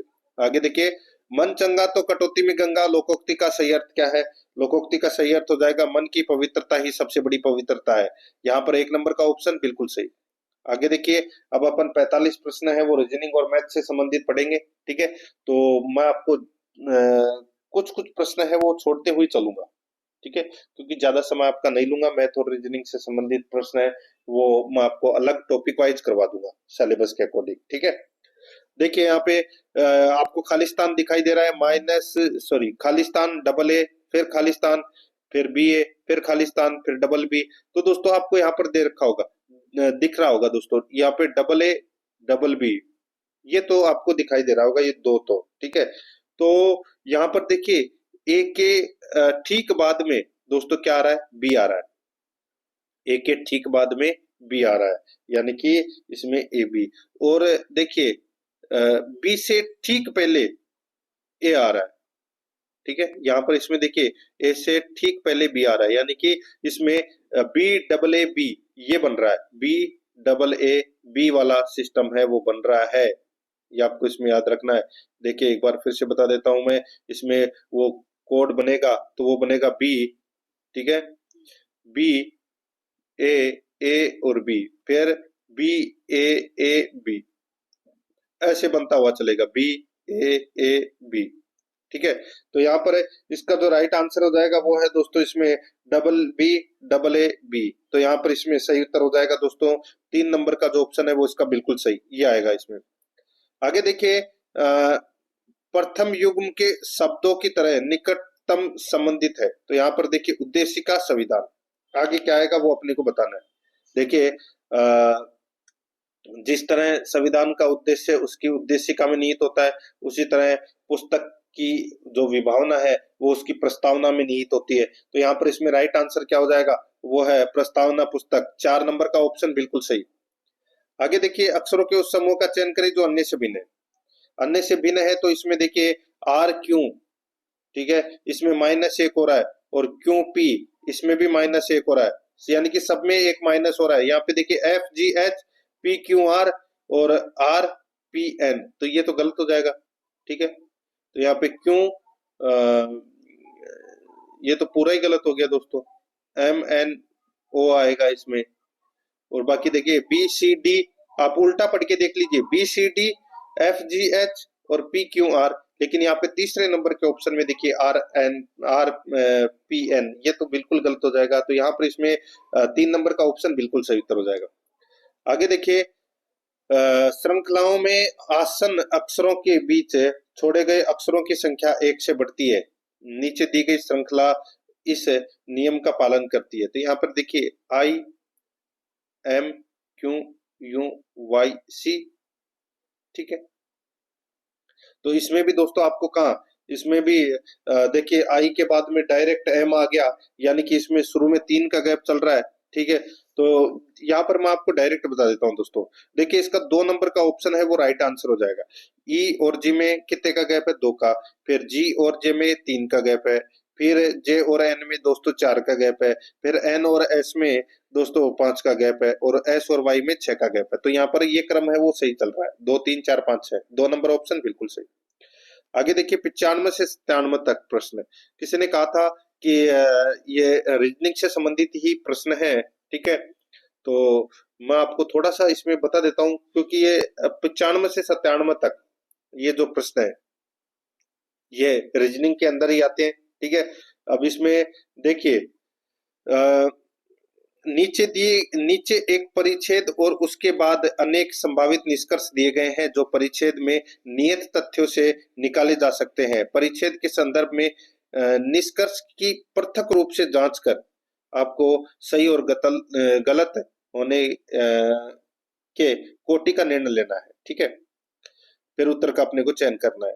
यहाँ पर देखिए अर्जनों और गठजोड़ों के माध्यम से विकास फार्मा और बायोटेक विनिर्माताओं और उनके शेयर धारकों के लिए मूल्य सृजन का एक महत्वपूर्ण भाग बन गया, ठीक है। आप इसको मैं इसको स्टॉप कर लीजिए क्लास को, ठीक है, और इसको पढ़ लीजिए। मैं आपको डायरेक्ट उत्तर बता देता हूँ दोस्तों, ज्यादा समय लगेगा नहीं इसे, ठीक है। ये आप पढ़ना चाहते हैं तो ये मैंने वापस रख दिया, आप स्टॉप कर लीजिए फिर पढ़ लीजिए, ठीक है। अब देखिए दोस्तों यहाँ पे 95 नंबर का प्रश्न है, बायोटेक कंपनियां फार्मास्यूटिकल कंपनियों के अर्जन के लिए समर्थ नहीं है। तो दोस्तों यहाँ पर देखिए इसमें दिए गए तथ्य है वो पर्याप्त नहीं है, क्योंकि परिच्छेद में बायोटेक और फार्मास्यूटिकल कंपनियों के अर्जन के विषय में कुछ नहीं कहा गया है। तो यहाँ पर इसमें राइट आंसर अपर्याप्त डाटा इसका सही उत्तर हो जाएगा, ठीक है। आगे देखिए फार्मास्यूटिकल कंपनियां बायोटेक कंपनियों के अर्जन को वरीयता देती है। तो दोस्तों ये निश्चित रूप से सही है। तो यहाँ पर 4 नंबर का ऑप्शन बिल्कुल सही उत्तर हो जाएगा। आगे देखिए संभाव्य क्रेताओं के बीच कड़ी प्रतियोगिताओं के परिणाम स्वरूप कंपनियों के मूल्य में वृद्धि हुई है। तो दोस्तों ये भी बिल्कुल सही है। तो यहाँ पर इसमें 4 नंबर का ऑप्शन हो जाएगा। अब दोस्तों अब आगे देखिए 98 नंबर का प्रश्न है, अगर एस एन का भाई है, दोस्तों एस है वो क्या है? एन का भाई है, ठीक है, तथा एन की बहिन एम है, एन की बहिन है वो एम है। तो ये क्या है? एम, एम दोस्तों बहन है, ठीक है, बहन है एम। एस एन का भाई है और ये एम है, ये बहन है, तथा जे का भाई पी है, जे का भाई है वो दोस्तों क्या है? पी है। तो दोस्तों जे का भाई है वो क्या है? पी है, ठीक है। पी एस का पुत्र है, पी है वो क्या है? एस का पुत्र है, ये दोस्तों पुत्र है पी एस का, ठीक है। अब दोस्तों यहां पर देखिए जे और पी है ये दोस्तों एस के पुत्र हो जाएंगे। तब जे का चाचा कौन है? तो दोस्तों जे का चाचा है वो एन है। कौन है? एन। तो यहाँ पर इसमें राइट आंसर क्या हो जाएगा? जे का चाचा एन है, और दोस्तों यहाँ पर एम है वो क्या है? एन की बहन है। तो यहाँ पर बुआजी लगेगी इसकी। तो यहाँ पर 4 नंबर ऑप्शन बिल्कुल सही। आगे देखिए यदि किसी हैंड को ई एक्स आर आई लिखा जाता है तो आर ओ टी ई को लिखा जाएगा, तो क्या लिखा जाएगा? तो दोस्तों यहाँ पर देखिए इसमें गैप बनेगा दोस्तों, जैसे कि हैंड को यहाँ पर एच को ई लिखा गया है तो यानी कि माइनस का दोस्तों इसमें क्या हुआ है? 3 हुआ है, ठीक है। ए और एक्स में दोस्तों यहाँ पर आप देख सकते हैं इसमें ए और एक्स के अंदर भी दोस्तों माइनस का 3 हुआ है, ठीक है। तो यहाँ पर इसका जो राइट आंसर हो जाएगा वो है ओ एल एक्स जे। 2 नंबर का जो ऑप्शन है वो इसका बिल्कुल सही उत्तर इसमें हो जाएगा। आगे देखिए 100 नंबर का प्रश्न है, ए किसी स्थान से चलता है, ए है वो किसी स्थान से चलता है और 5 किमी उत्तर की ओर जाता है। 5 किलोमीटर उत्तर की ओर जाता है। ठीक है, ए किसी स्थान से चलता है और 5 किलोमीटर उत्तर की ओर जाता है। किसी स्थान से चलता है और 5 किलोमीटर दोस्तों उत्तर की ओर जाता है। ठीक है, फिर बाएं मुड़ता है और 3 किलोमीटर चलता है, बाएं मुड़ता है और दोस्तों 3 किलोमीटर चलता है, फिर बाएं घूमता है और 5 किलोमीटर चलता है, फिर बाएं घूमता है और दोस्तों ये 5 किलोमीटर चलता है। ठीक है, अब वह किस दिशा में जा रहा है? तो दोस्तों अब वह दक्षिण दिशा में जा रहा है, सभी को पता है। तो यहाँ पर इसमें 2 नंबर का ऑप्शन बिल्कुल सही उत्तर हो जाएगा। ठीक है, रीजनिंग से संबंधित प्रश्न है दोस्तों, आप आसानी से कर सकते हैं, ज्यादा कुछ खास करने की जरूरत नहीं है इसमें। जैसे कि ये वाला प्रश्न है, इसमें क्या करोगे? इसमें 102 नंबर का प्रश्न है, ए डी से भारी है परंतु सी से हल्का है। ए है वो क्या है? डी से भारी है परंतु सी से हल्का है। ठीक है, तो यहाँ पर सी ए डी हो गया। अब देखिए डी बी से तो भारी है, डी है बी से, डी है वो बी से तो बी से भारी है परंतु ए से हल्का है। बिल्कुल सही है, ए से तो हल्का है बी और डी से तो भारी है, बिल्कुल सही है। ई ए से भारी है, ई है वो ए से भारी है परंतु सी से हल्का है, तो ये बीच में आ गया, तो इसमें क्रम बन गया सी ई ए डी बी। तो यहाँ पर क्या पूछा है कि दूसरा सबसे भारी व्यक्ति कौन है? तो वो है ई।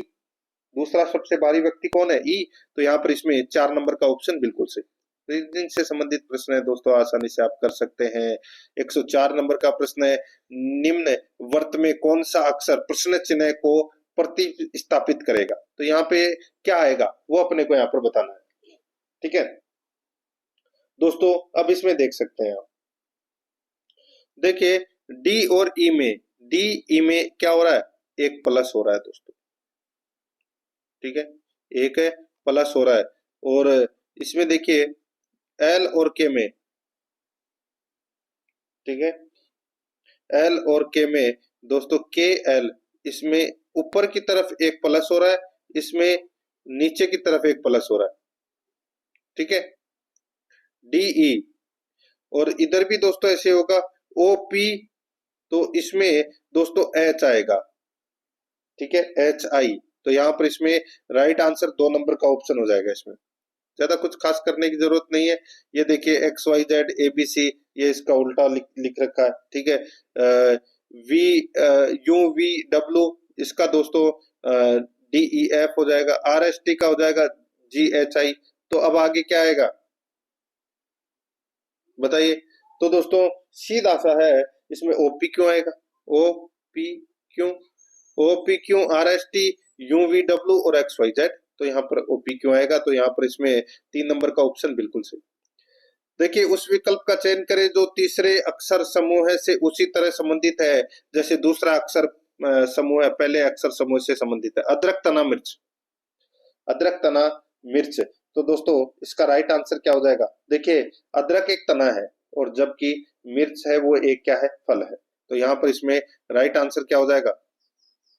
मिर्च एक फल है। तो यहाँ पर 4 नंबर का ऑप्शन बिल्कुल सही उत्तर इसमें हो जाएगा, ये आपको इसमें याद रखना है। आगे देखिए दोस्तों, 4 संख्या युग्मों में से 3 युग्म किसी प्रकार एक समान है और एक युग्म असमान है, तो वो असमान अपने को बताना है। 65 101 दे रखा है, तो 65 101 का मतलब क्या हो गया? 8 का स्क्वायर प्लस 1, ठीक है, और इसमें 10 का स्क्वायर प्लस 1 ये दे रखा है।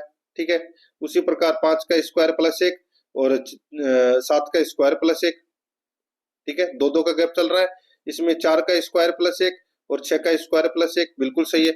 यहाँ पर देखिए ये 7 का स्क्वायर ही दे रखा है, इसमें प्लस 1 नहीं कर रखा, तो यहाँ पर इसलिए 4 नंबर का ऑप्शन राइट आंसर हो जाएगा क्योंकि ये असमान है बाकी और सबसे। आगे देखिए दोस्तों, यहाँ पे PANTRY शब्द के अक्षरों को वर्णानुक्रम में व्यवस्थित करने के बाद इस शब्द में कितने अक्षरों की स्थिति अपरिवर्तित रहेगी? तो दोस्तों यहाँ पर देखिए PANTRY, ठीक है, तो यहाँ पर इसको आप लिखोगे तो दोस्तों ANPRTY, तो यहाँ पर एक ही अक्षर की स्थिति है वो चेंज नहीं होगी, वो है वाई की। वाई पेंट्री के अंदर भी लास्ट में है और इसमें भी लास्ट में है, तो यहाँ पर इसमें 3 नंबर का जो ऑप्शन है वो इसका बिल्कुल सही उत्तर हो जाएगा। आगे देखिए, ये भी आसानी से आप क्वेश्चन है वो कर सकते हैं। 110 नंबर का देखिए, इसमें होटल का कोट 12 है, तो उर्वशी का कोट है वो क्या होगा? तो होटल में देखिए दोस्तों, होटल में देखिए एच है वो कितने नंबर पे आता है? 8। ओ है वो कितने नंबर पे? 15 पे। टी है वो 20 नंबर पे। ई है वो 5 नंबर पे और एल है वो दोस्तों 12 नंबर पे। टोटल कितना आ गया? 60। ठीक है, तो 12 का भाग दिया तो दोस्तों इसमें सॉरी किसका भाग दें कि 12 आएगा?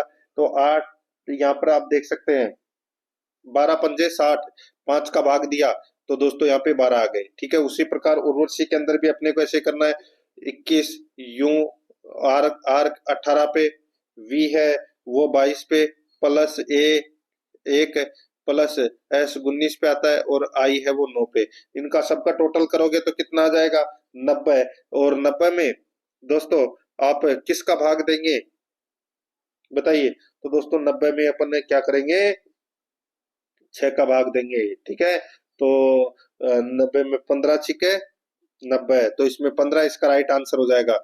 यहाँ पर अक्षर के अनुसार भाग देना है। जैसे होटल के अंदर 5 अक्षर है तो उर्वशी के अंदर 6 अक्षर है, तो 6 का भाग देना है। तो यहाँ पर इसमें 4 नंबर ऑप्शन सही उत्तर। आगे आगे देखिए, एक दिन प्रातःकाल सूर्योदय के बाद गंगाधर एक खंबे के सामने मुख करके चल दिया। एक है सूर्योदय की बात कर रहा हूं मैं दोस्तों, जैसे कि ये अपना एक खंबा है, ठीक है, और ये अपना सूर्य है सूर्योदय के बाद में। ठीक है, गंगाधर एक खंबे के सामने मुख करके, यानी कि ये मुख करके चल दिया। वो खंबे की छाया ठीक उसके दाईं ओर पड़ रही थी, तो दाईं ओर पड़ रही थी। ठीक है, यानी कि इधर है वो छाया पड़ रही थी। वह किस दिशा की ओर मुख करके चल रहा था? तो दोस्तों सीधा सा है, दक्षिण दिशा की ओर मुख करके चल रहा था। यहाँ पर 1 नंबर ऑप्शन बिल्कुल सही उत्तर हो जाएगा। ठीक है, अब दोस्तों मैं आपको कुछ प्रश्न है वो देखिए, रीजनिंग से संबंधित प्रश्न है वो आपको आसानी से कर सकते हैं। ठीक है, ज्यादा कुछ खास करने की जरूरत नहीं है। मैं आपको जो मेन क्वेश्चन है वो करवा देता हूँ, बाकी सिलेबस के अकॉर्डिंग ऑब्जेक्टिव क्लास के माध्यम से मैं आपको टॉपिक वाइज भी करवा दूंगा। 118 नंबर का प्रश्न है, इसमें देखिए 2 5 6 65 दे रखा है, 6 8 9 181 दे रखा है, तो 287 2 8 7 क्या हो जाएगा? क्या आएगा वो अपने को यहाँ पर बताना है दोस्तों। यहाँ पर देखिए 2 5 6 दे रखा है ना, ठीक है, 2 5 6 यानी कि 2 का स्क्वायर कितना? 4, प्लस 5 का स्क्वायर कितना होगा? 25, और प्लस 6 का स्क्वायर कितना होगा? 36। तो यहाँ पर 36 और 4 30 सॉरी 40, 40 और 25 कितने? 65। तो यहाँ पर ये 65 दे रखा है। बस ज्यादा कुछ खास करने की जरूरत नहीं है। 2 का स्क्वायर कितना होता है? 287 के अंदर देखिए 4 और 8 का स्क्वायर 64 प्लस 7 का स्क्वायर 49, तो इसका टोटल कर लेंगे तो कितना हो जाएगा? तो दोस्तों इसका टोटल 117 हो जाएगा। तो यहाँ पर इसमें राइट आंसर 3 नंबर का ऑप्शन हो जाएगा 117। आगे देखिए 119 नंबर का प्रश्न है, इसमें देखिए 12x माइनस 2 बराबर 24 में x का मान है वो क्या आएगा? तो दोस्तों सीधा सा है, इसमें x का मान अपन 4 करेंगे है ना, तो 4 में से 2 घटाएंगे तो भी 2 बचेगा ना, फिर 2 को ही तो 12 से मल्टीप्लाई करेंगे तभी तो 24 आएगा। तो यहाँ पे x के स्थान पर अपन 4 लिखेंगे। यहाँ पर 3 नंबर का ऑप्शन बिल्कुल सही उत्तर हो जाएगा।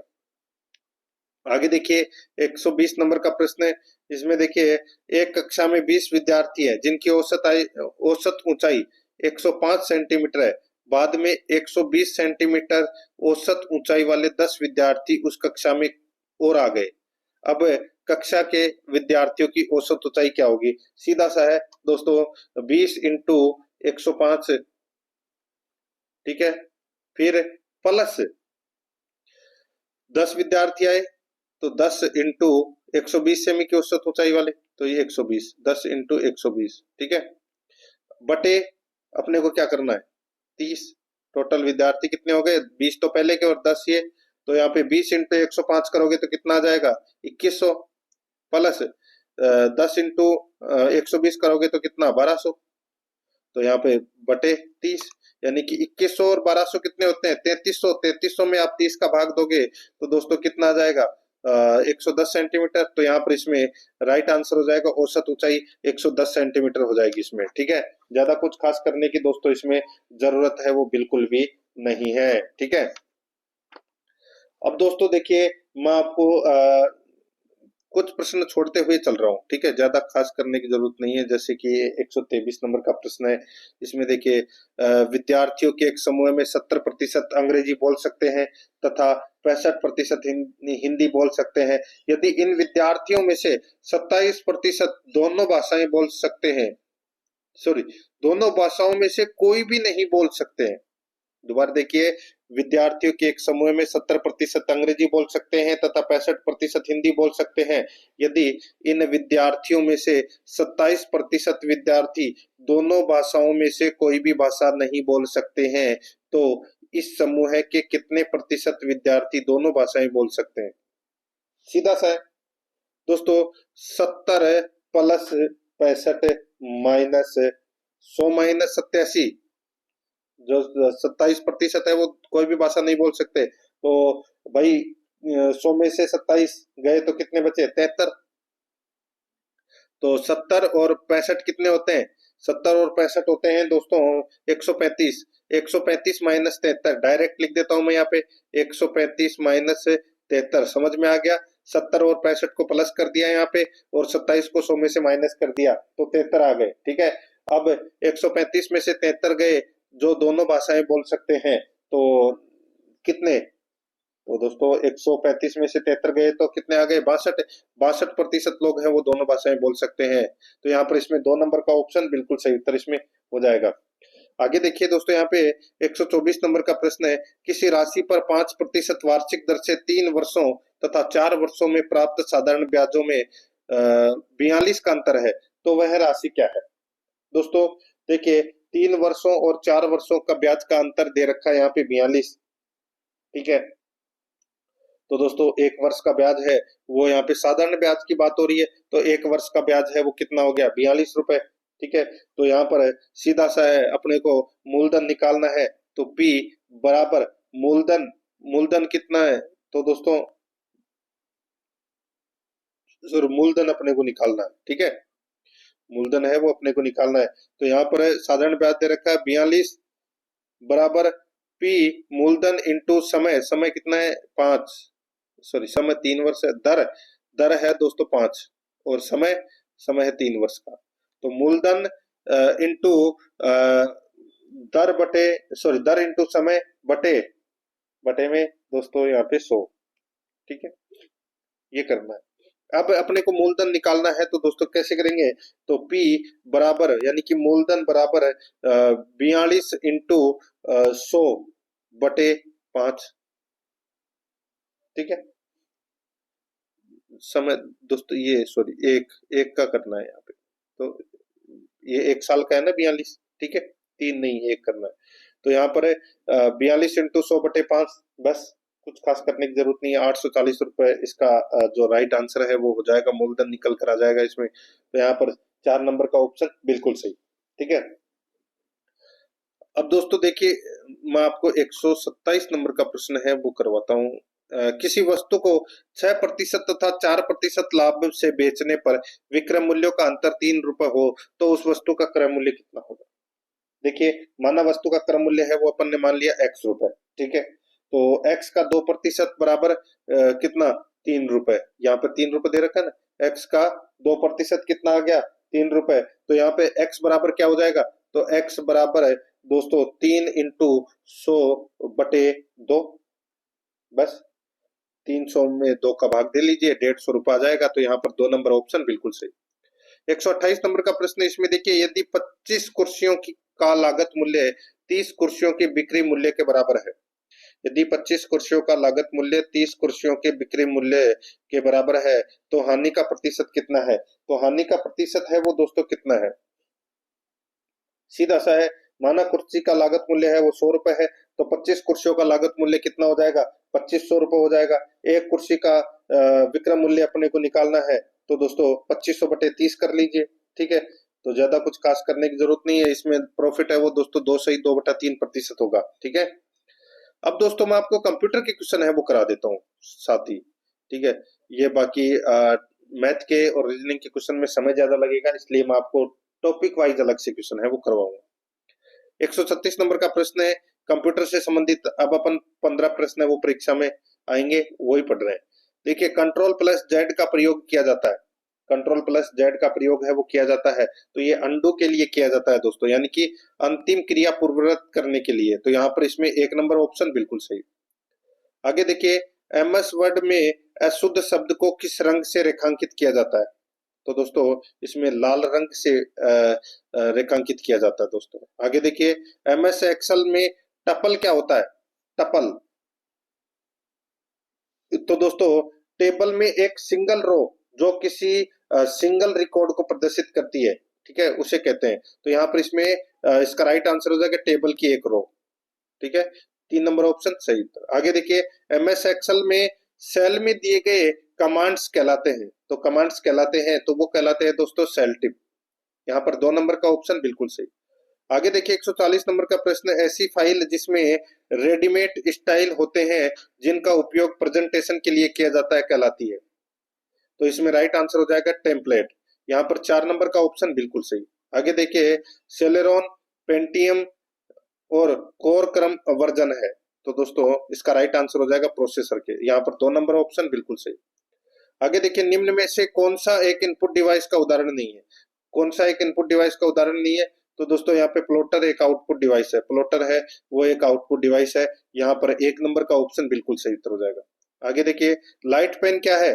लाइट पेन, लाइट पेन दोस्तों ये एक इनपुट डिवाइस है दोस्तों। यहाँ पर 3 नंबर का ऑप्शन बिल्कुल सही, इनपुट डिवाइस है ये, ठीक है, जिसको पॉइंटिंग डिवाइस भी बोलते हैं।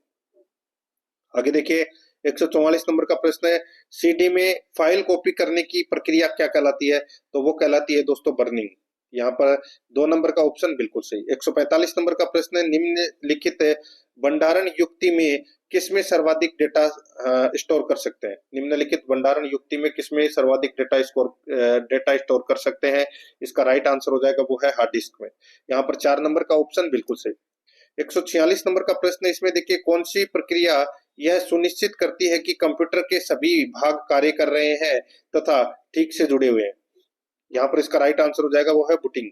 4 नंबर का जो ऑप्शन है वो इसका बिल्कुल सही उत्तर हो जाएगा बूटिंग। 147 नंबर का प्रश्न, इसमें देखिए निम्न में से कौन सा एक ऑपरेटिंग सिस्टम नहीं है? ऑपरेटिंग सिस्टम कौन सा नहीं है? तो यहाँ पर देखिए ओराकल, ओराकल है ये दोस्तों, डाटा मैनेजमेंट सॉफ्टवेयर है ये, ठीक है। 3 नंबर ऑप्शन बिल्कुल सही। आगे देखिए 148 नंबर का प्रश्न है, पाम ओएस किस प्रकार के ऑपरेटिंग सिस्टम का उदाहरण है? तो दोस्तों ये सिंगल टास्किंग का ये उदाहरण है, ठीक है। आगे देखिए HFS फाइल सिस्टम किस ऑपरेटिंग सिस्टम के उपयोग में यानी कि HFS फाइल सिस्टम किस ऑपरेटिंग सिस्टम में उपयोग होता था? तो ये होता था दोस्तों मैक ओएस में, ठीक है, मैक ओएस में। तो यहाँ पर इसमें 3 नंबर का ऑप्शन बिल्कुल सही।